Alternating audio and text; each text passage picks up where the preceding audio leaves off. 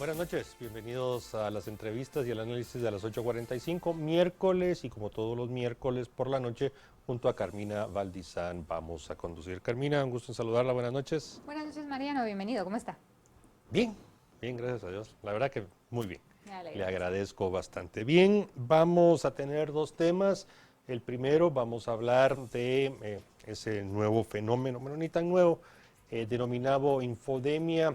Este fenómeno que ha generado la cantidad de información que a través de redes sociales recibe las personas, con sus distintas vertientes, noticias falsas, verdades alternativas, en fin, bulos, tantas cosas que circulan. Vamos a tratar de comprender mejor esto y tratar de ayudar también a la audiencia para que, sobre todo en estas épocas de pandemia, de epidemia, también aprendan o traten de encontrar dónde hay fuentes confiables. En la segunda entrevista vamos a continuar, pero ya más específicamente con el tema de la pandemia en Guatemala.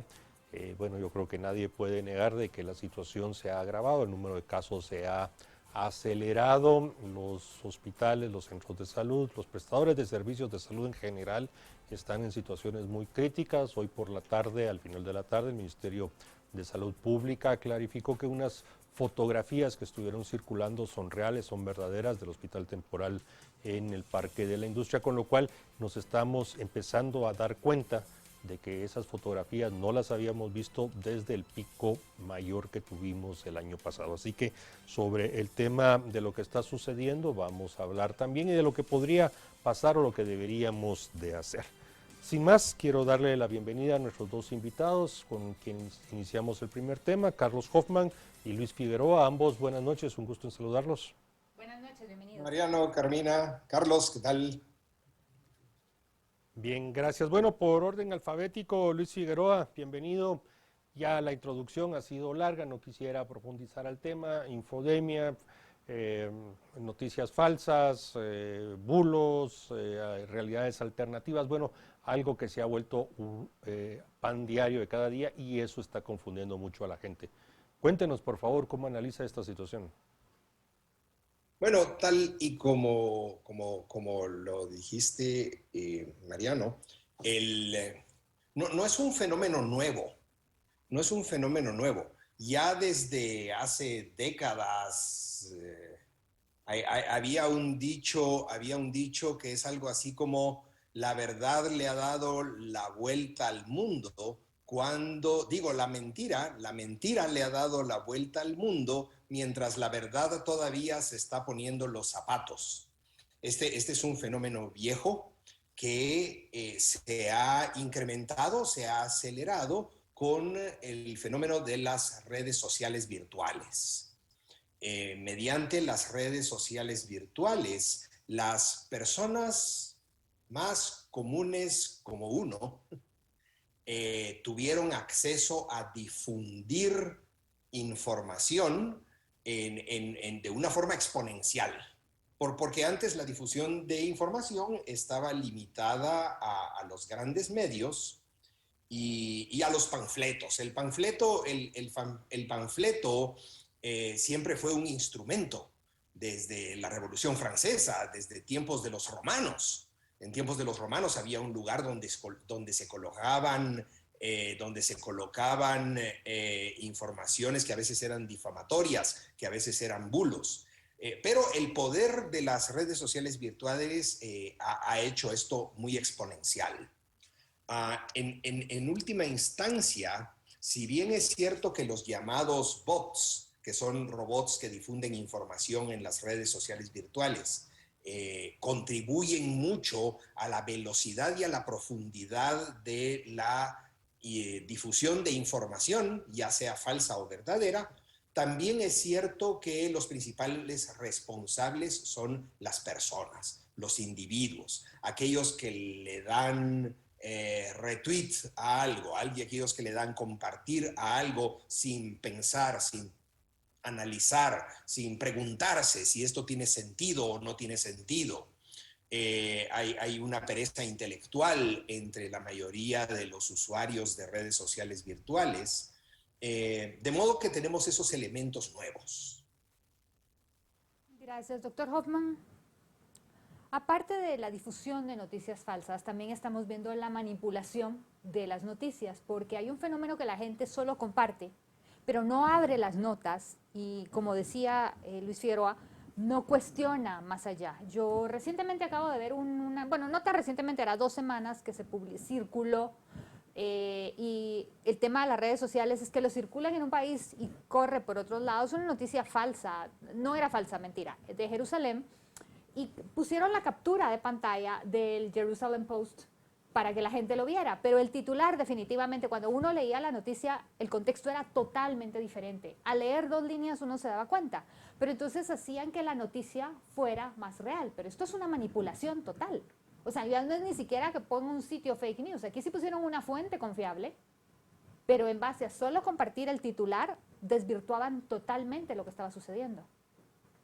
En realidad creo que, si bien es cierto, como dice Luis, es algo antiguo, lo que sí se ha dado como fenómeno recientemente, sobre todo en las redes sociales y en los medios de comunicación, es que cambiaron el esquema de la información per se a un esquema en donde también influyen emociones y sentimientos, porque básicamente la inteligencia artificial ha hecho que las sociedades sean mejor comprendidas incluso en esas motivaciones muchísimo más internalizadas que son emociones y sentimientos. Los procesos de pensamiento son procesos posteriores a uno siente y después piensa.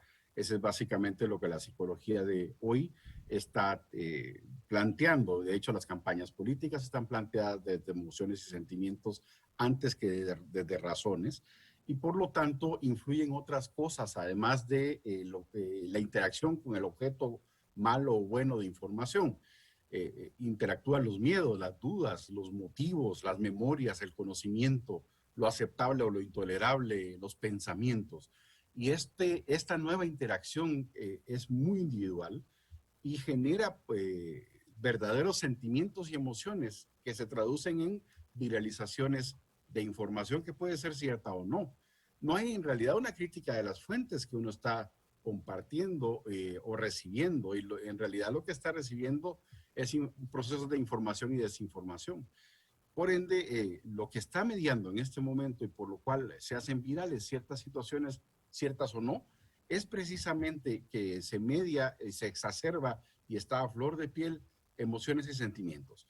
Entonces, en este caso, incluso los gobiernos, me imagino que nuestro gobierno también lo hace para redirigir, digamos, incluso la atención hacia objetivos más inocuos y apartarlo de las verdaderas crisis que tiene en este momento a nivel de emociones y sentimientos de la población, lanza globitos, digamos, de temas familiares, de temas éticos, de temas de aborto, de temas de cualquier cosa que aparte del verdadero sentimiento y del verdadero objeto del momento político que se vive. Así que no es solo una cuestión de personas, es también una situación a propósito incluso de medios de comunicación a nivel mundial que deforman la verdad de alguna forma y aprovechan ese sentir más que ese pensar de la población, y que hace por eso un proceso muy dinámico, muy rápido y que crece muchísimo y que se parece mucho al famoso virus que ahora sí tenemos en la realidad, que es esta viralización de información que se comporta exactamente igual que la pandemia misma. Carlos Hoffman,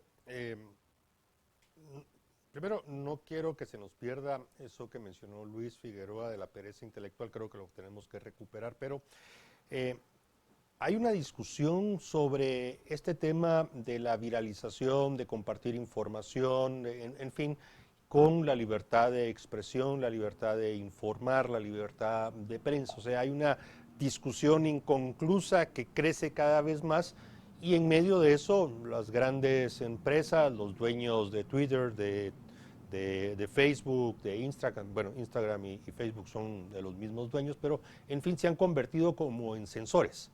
Y entonces estamos cayendo en la dictadura totalitaria absolutamente de estas empresas que deciden a quién eliminan, a quién bloquean, a quién sacan. Y entonces, bueno, ¿cómo en Guatemala, que la verdad solo somos actores, receptores, pero cómo tenemos que entender esa discusión también aquí en el país, sobre todo porque aquí también se está dando mucho de la viralización de noticias falsas, de bulos, de realidades alternativas, verdades alternativas? ¿Cómo en el contexto guatemalteco tenemos que entender esta discusión? Yo creo que es importante recoger esta interacción entre emociones, sentimientos y pensamientos, que es en realidad el sustrato bajo el cual estamos relacionándonos con la información.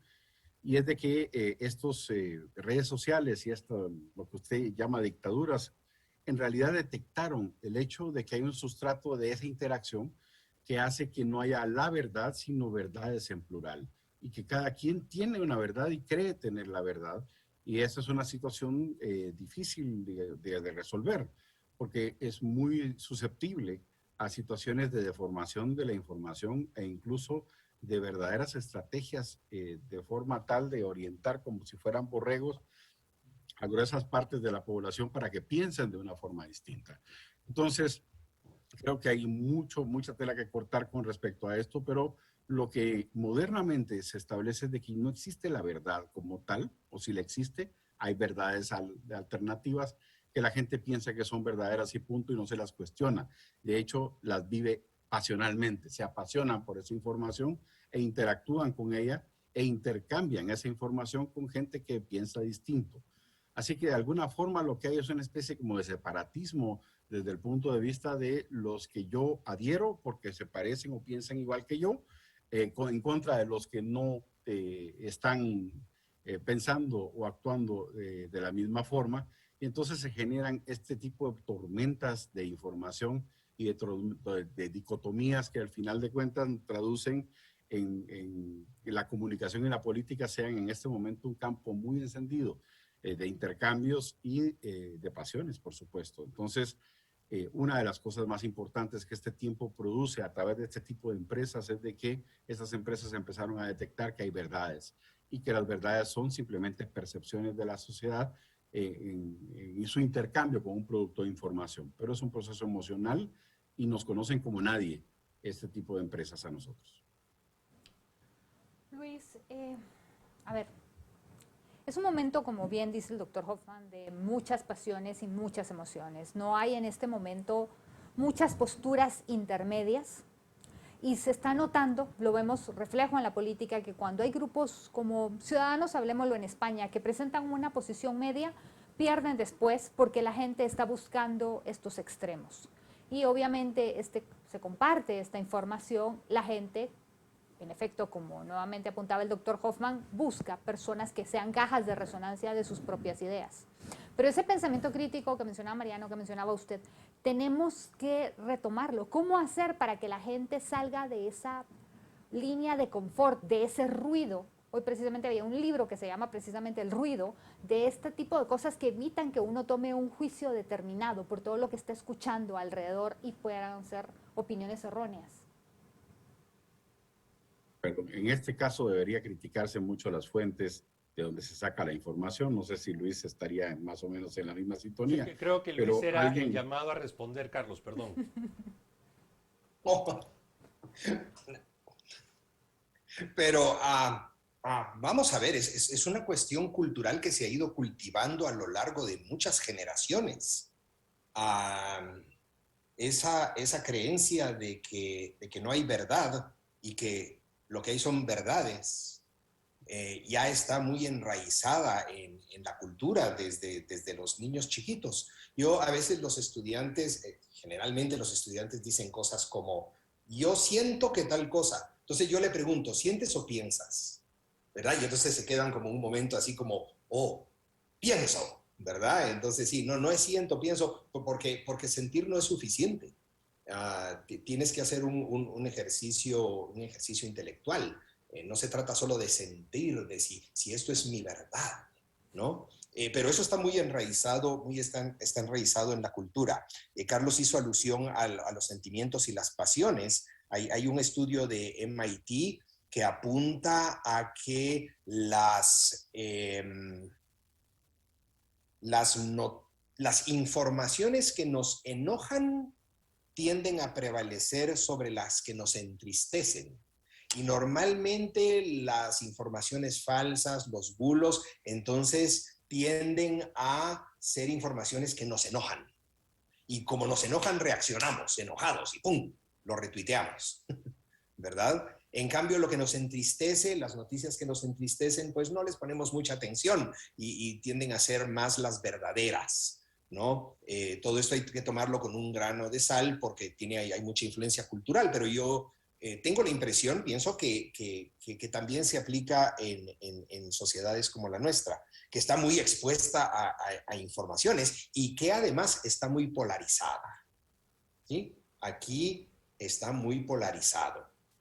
Alguien te puede señalar de cualquier cosa y hay un parteaguas, se divide. Y cuando en las redes sociales virtuales quieren linchar a alguien, se juntan todos y como jauría atacan y linchan. Un poco aludiendo a lo que Carlos mencionaba de que uno se asocia o sigue a las personas que piensan como uno, ¿verdad? Y todos van así como en manada, ¿verdad? Todos contra fulano, ¿verdad? Todos contra mengana.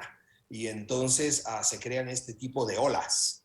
Y normalmente es de gente muy rabiosa, es gente muy enojada, muy indignada.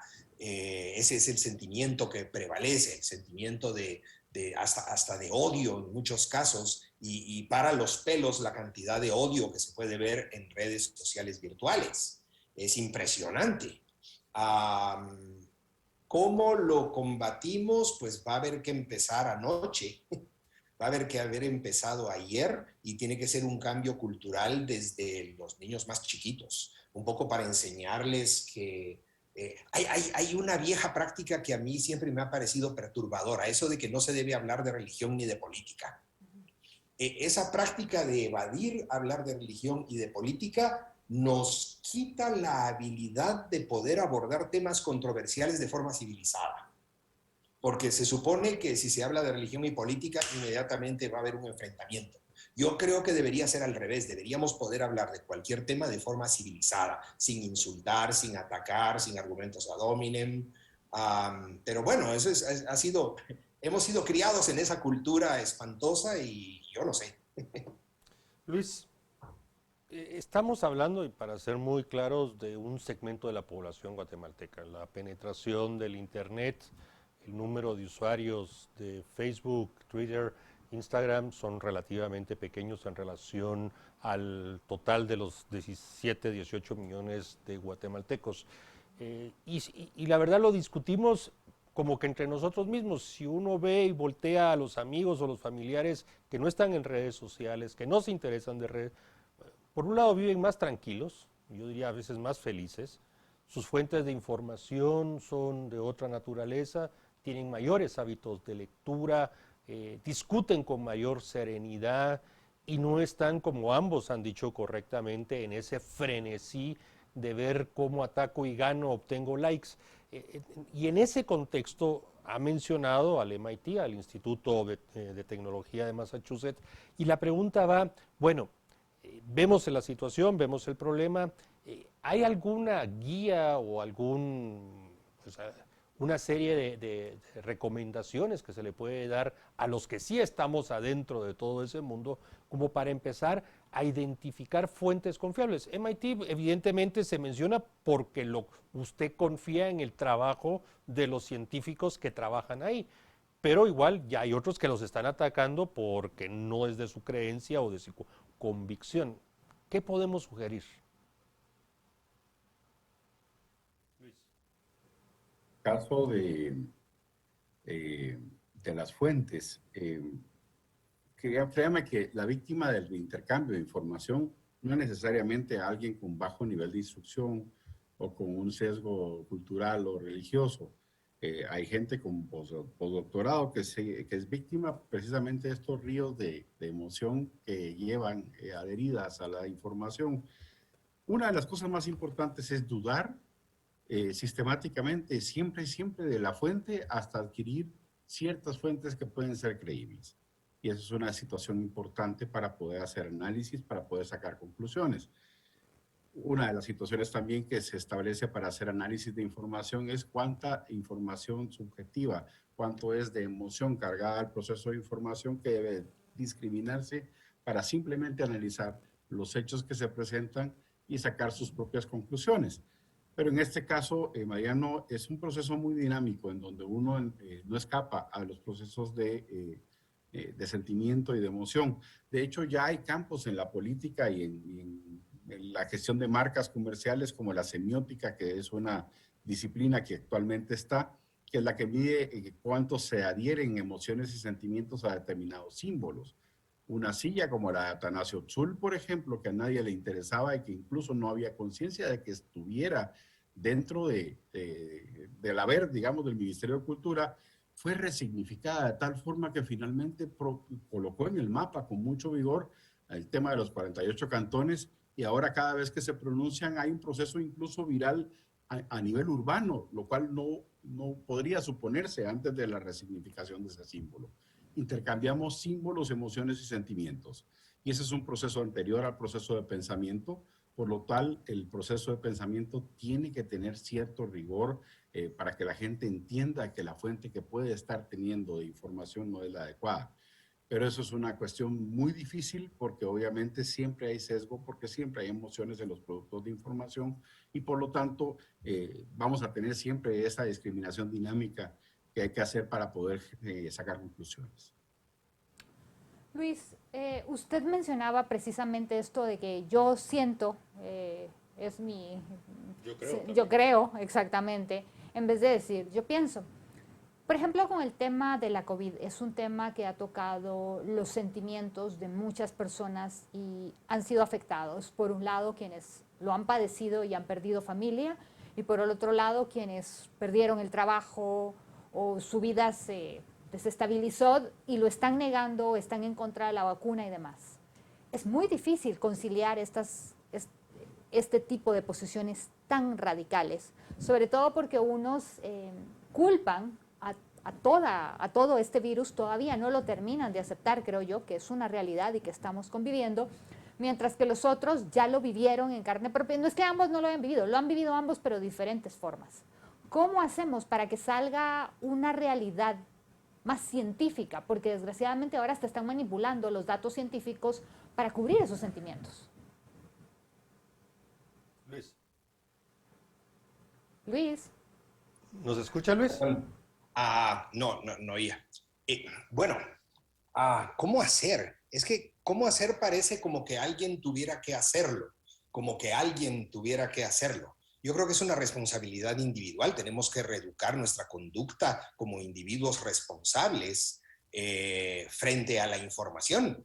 Y aquellos que tienen la dicha de ser más influyentes que otros deberían ayudar a que las personas más modestas reeduquen su forma de entender la información. Pero es una responsabilidad individual. No podemos esperar que alguien nos eduque y nos diga qué hacer. El fenómeno se ha exacerbado en redes sociales, pero no es ajeno a los medios tradicionales que en muchos casos, se han convertido en más que periodistas, en activistas. Y entonces abanderan causas que consideran incuestionables. Una de mis favoritas es la creencia de que el cambio climático es antropogénico. Esa idea no se cuestiona en la inmensa mayoría de medios tradicionales.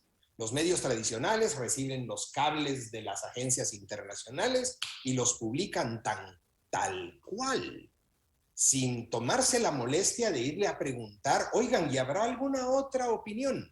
¿Habrá alguien que tenga evidencia científica desde otra perspectiva? Esa evidencia científica ha sido anulada completamente porque se ha convertido en una especie de evangelio la creencia de que el cambio climático es antropogénico, o sea, creado por los seres humanos. Así hay otros temas que son intocables. Pero eso no ocurre solo en las redes sociales, ocurre en los medios tradicionales, porque hay un activismo en favor de la idea de que somos responsables del cambio climático y entonces luego ya no tenemos que comer carne y luego ya no tenemos que comer comida sabrosa y luego nos reducen la cajita feliz y entonces hay todo este tipo de consecuencias nefastas y tristes ¿sí? Porque no se cuestiona, ¿verdad? Pero hay niveles, está el nivel individual de cada uno que debería ser responsable de verificar sus fuentes de información, pero también el nivel más profesional que debía actuar profesionalmente, más en busca de la verdad, más en busca de la verdad que en busca de hacer prevalecer un pensamiento único o una forma de activismo. Luis Figueroa, me llamó la atención que haya traído a colación el tema del cambio climático. Efectivamente, el lunes fue publicado el sexto informe del IPCC.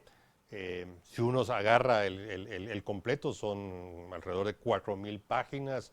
Guatemala es mencionada en 4 párrafos de esas 4.000 páginas. Y es verdad, aquí en Guatemala o no se discute, o no se menciona, o está apareciendo en un medio tradicional como una infográfica. Pero bueno, esperemos que algún día tengamos una discusión seria al respecto. Pero yo quisiera regresar a lo que yo le preguntaba en la pregunta anterior, y es que hay una guía, hay algo básico, un manual para tontos que nos puede ser útil para identificar dónde hay noticias falsas, dónde es un bulo, o por lo menos aprender a pensar un poco más antes de darle un retuiteo, un compartir, o un me gusta, o lo que sea, precisamente para tratar de romper esas cadenas que, si nadie lo hace, crecen de manera exponencial. Bueno, si hubiera un manual for dummies, yo lo tendría. Bueno, entonces escríbalo. No, en realidad son prácticas generales de, por ejemplo, tener diferentes fuentes, no solo informarse en una fuente, sino buscar quién piensa diferente y por qué. Claro, el problema es que esto demanda mucho compromiso intelectual, demanda tiempo, demanda tener ganas, y eso no cualquiera. Hay personas que se dedican profesionalmente a la búsqueda de información, hay personas que por sus trabajos y por sus profesiones necesitan, pero para la gente promedio es muy difícil, es muy difícil. La gente promedio sigue un noticiario internacional, ve un tipo de programa y nada más, porque además no hay tiempo tampoco, ¿verdad? Entonces ahí es donde entran en juego las élites de la información y la responsabilidad profesional que deberían tener aquellos que se dedican a difundir información. Verificar sus fuentes, establecer cuáles son los motivos por los cuales yo estoy difundiendo esta información. Pero es trabajo, el tema es que es trabajo y el trabajo es desútil. Doctor Hoffman, quiero regresar al ejemplo, creo que vale la pena, hablando de COVID, que había yo mencionado. El titular de Jerusalem Post dice claramente, Israel no permitirá entrar a los vacunados, punto. Ese era el titular. Fotografiaron el titular y lo han publicado. Los antivacunas estaban extasiados celebrando que la vacuna no sirve. Sin embargo, cuando uno entra a la nota dice que Jerusalén, o sea, Israel, no ha permitido entrar turistas desde hace meses y que habían pensado que a partir del 1 de agosto iban a permitir ya entrar a los vacunados. Sin embargo, por todo el problema que han tenido ahora, habían decidido hacerse para atrás la medida. Como le digo, en las primeras 2 líneas. Entonces, la noticia no era falsa, el titular no era tendencioso porque hacía sentido al resto de la nota. Pero la gente solo se dejó llevar porque la persona, en mala fe creo yo, no compartió ni siquiera el link, había que meterse a internet y buscarlo y encontrar eso. La mayoría de las personas que yo vi que estaban compartiendo este titular estaban, como le digo, extasiadas de que estuviera confirmando su punto de vista. La noticia no era falsa, el medio no estaba manipulando, pero no había voluntad de las personas de buscar la información y encontrar la verdad. ¿Cómo llegamos a esto? Porque ya llegamos a un punto tan radical que la gente prefiere que le pongan ese titular y pensar que eso es lo que realmente significa. Creo que hay que generar un balance y es una responsabilidad personal de todos los individuos y poder generar por lo menos una decisión informada hasta donde se pueda. Es ineludible el hecho de que estamos sujetos a desinformación, a incluso adscripción de características que no existen para ninguno de los atacados, los famosos bulos, que son con la intención de dañar reputaciones o de dañar personalmente, digamos, cierta imagen pública que alguien tenga. En realidad hay mucha tela que cortar. Nosotros, de hecho, nos estamos intercambiando, incluso en las ideologías en Guatemala, cosas que no existen escritas. Y básicamente lo que estamos viendo es una segmentación de una persona en donde puede tener incluso características de una y otra y ser perfectamente aceptable. Y puede estar en este momento viendo cómo se liberan las tortugas y tener una vocación por los pobres. O sea, no existe tipo puro ahorita de persona, porque la persona evoluciona con respecto a lo que interactúa y a lo que introspecta como verdadero. Y para eso es importante, y siempre lo es, y por eso la psicología cognitiva ahora lo tira, es de que siempre hay un proceso de emoción antes de un pensamiento. Y es ese proceso de emoción el que aprovechan ahora las redes sociales y los motores de búsqueda para tratar de entrar, digamos, a ese cerebro límbico de las personas que está afincado más en las emociones e instintos, más que en los pensamientos, que son procesos ulteriores. Por lo tanto, es muy importante el hecho de tratar de ser menos pasional a la hora de construir una crítica a las fuentes y hacer un balance entre lo que es pensamiento y lo que es sentimiento y buscar desde ahí una conclusión personal. Pero no existe una solución colectiva porque está profundamente personalizado este proceso. Bien, agradecemos a Carlos Hoffman y a Luis Figueroa que nos hayan acompañado. Creo, Carmina, que ante ellos y ante nuestra audiencia vamos a asumir o continuar con el compromiso de que por lo menos lo que aquí tratemos sí sea verificado. No vamos a esparcir noticias falsas ni bulos, y a ver si Luis se anima a escribir el manual de DOMIS en este tema tan importante. A ambos, buenas noches, un gusto. Muchísimas gracias, buenas noches. Que pasen buena noche, gracias. Bueno, eso fue Star Trek, ¿verdad? Sí, exactamente. No, para los que no se recuerdan, solo... Bueno, vamos a hacer una pausa y después de la misma vamos a tratar un tema muy serio, que es el tema de la pandemia en Guatemala. Los números crecen, el número de contagios está creciendo, la tasa de positividad se está también creciendo, el tema de los infectados también, y bueno, hay que decirlo, cuando más se acerca a nuestros círculos de trabajo, de familia, incluso a los íntimos del hogar, realmente es cuando nos damos cuenta que algo tenemos que hacer. Así que vamos a hacer un breve corte y después de eso iniciamos el análisis. Gracias.